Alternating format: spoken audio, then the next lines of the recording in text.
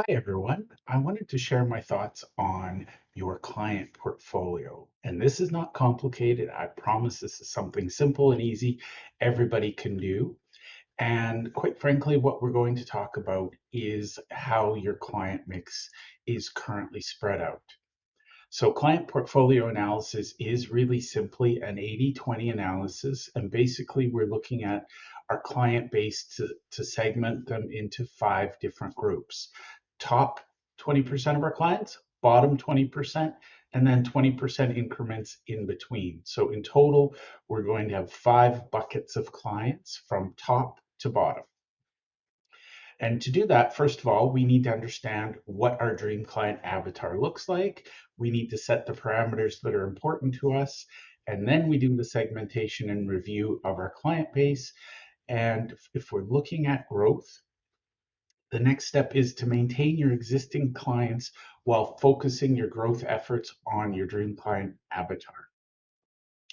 And this is one of the things I think a lot of people get confused. People come to me and say, Jeff, I just want to double my business. But then they say, well, I'm working 80 hours a week already. The natural assumption is if I double my business, I double the hours and I can't possibly work 160 hours. I can't afford to find new people. I can't afford the time to train them.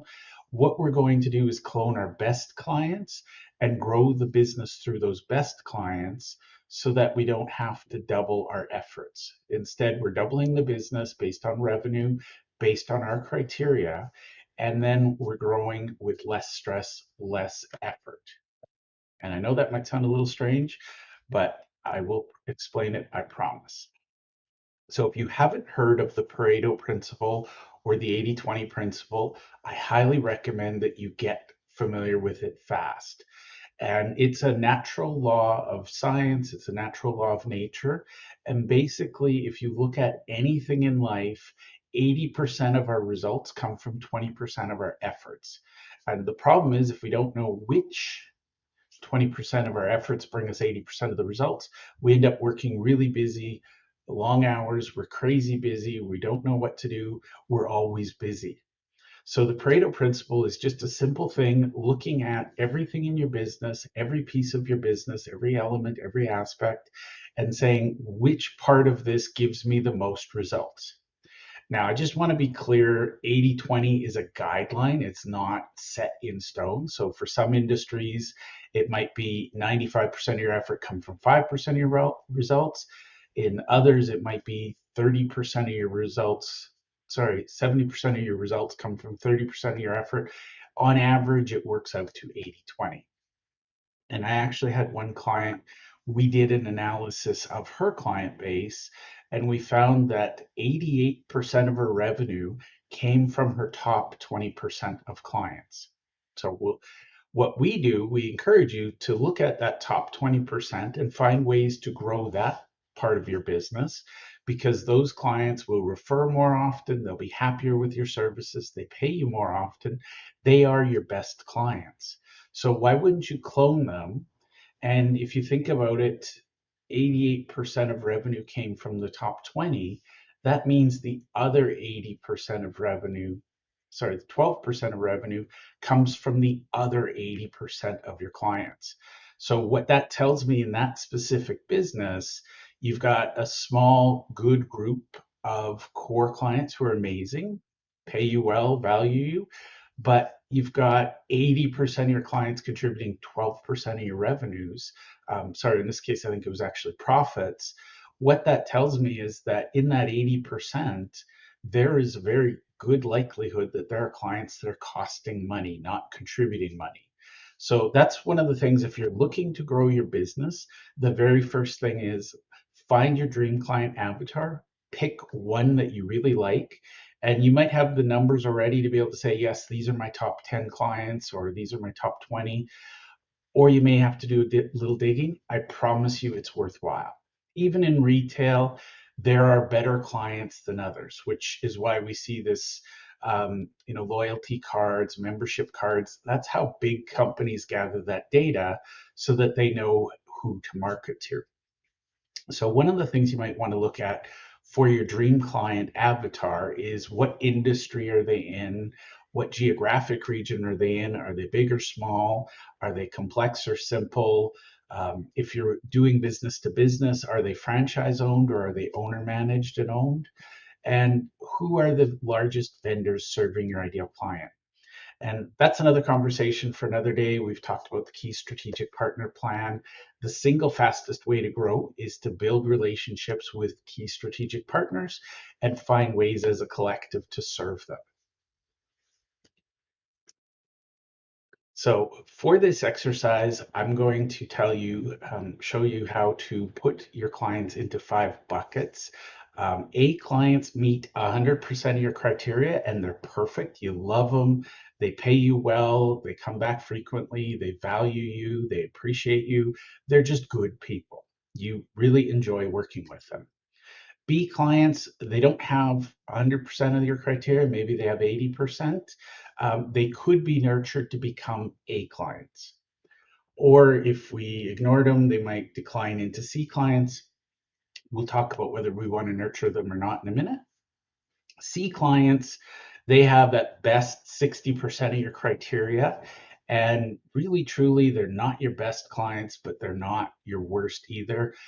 Right now, they're kind of, if you think about it, A clients are your top 20%, B clients are the next 20%, C clients are the third level of 20%. So they're kind of average. Now, D clients don't have the criteria. They could be nurtured and moved up to C clients, or they could decline and become F clients. Now, I haven't put F clients on here because F clients, you want to find a way to get rid of them as quickly as possible. Now, my advice to you is to look at your A clients first and foremost and think, what else can I do for them? How could I nurture them so that they go from being A clients to raving fans? We want raving fans who are going to support us, who are going to build a community around us, who are going to help us collaborate.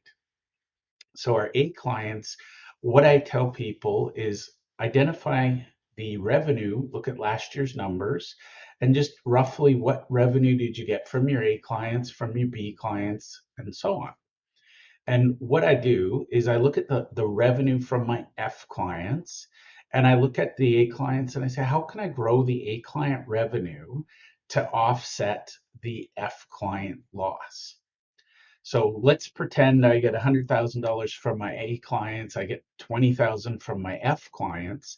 I need to find 20,000 in new revenue in my A clients so that I can afford to cut my F clients completely. And you can do that however you decide. I like cold turkeys. Just say, sorry, we're going in a different direction. We're not a good fit for you. Please go visit one of our competitors. Here's 3. I'm not kidding. You want to be polite, but you also want to make it clear that the relationship is over. But I do that with my clients only after we've found an extra 20,000 in revenue from the A clients. So it's not magic. It's not anything other than our A clients value us. If we reach out, they'll want to do more with us. So we give them that opportunity. Now, once you've done that, one thing you'll notice is you have fewer clients, but they're better. You're going to have fewer customer complaints. You're going to have fewer employee complaints. Generally speaking, your business will feel lighter, and then you're going to have the room to grow. Now, I do that with my D clients next. I look at them and I try to see, can I elevate them to C clients? If so, what do I need to do? And if not, how much revenue do I have to replace to move them out and focus on my A clients? So the default is you want to focus on your A clients, find new ways to add new value to them. They will always pay you faster, they'll pay you more. A clients are where you're going to see your fastest growth. Now, if you want to nurture your B clients and move them up to A clients, you're going to find more revenue growth. But I've seen this time and time and time again in businesses. If we get rid of D and F clients and we completely replace them with A and B clients, the business can double, triple in a year. And this is not fantastic numbers. This is just common sense. If you take away the bottom 20% of your clients, you're going to lose 80% of your complaints, 80% of your problems, 80% of your headaches. You will move faster. So that's kind of the process, is really truly think about, brainstorm, and if you don't have time, please make the time. Reach out to your best clients and say, what else could we do for you? How could we add more value to your life? Believe me, they know and they'll tell you. And again, do that with your B clients, do that with your C clients.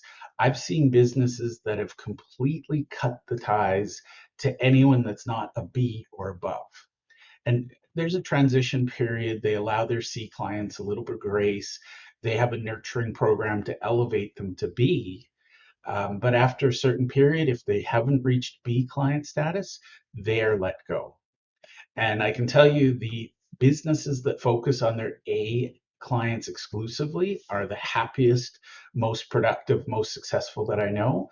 Those who work on A and B clients, they're happy, but they're still not quite where they should be. So ultimately, your goal should be that 80% of your revenue comes from A clients and up. In a perfect world, you'd shoot for 100. So that's one of the things I do with my clients.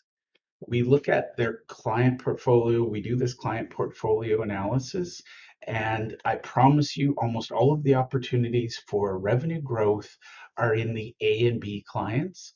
All of the opportunities to reduce headaches and stress are in the D and F clients. I'm not here to tell you the math. I'm not here to tell you what you should do. What I'm here to tell you is what's worked for me and for my clients. And I can tell you, when you focus on A clients, you have a lot less stress, which means you can find new ways to add value easily. Thank you for your time, and I look forward to your feedback in the comments below.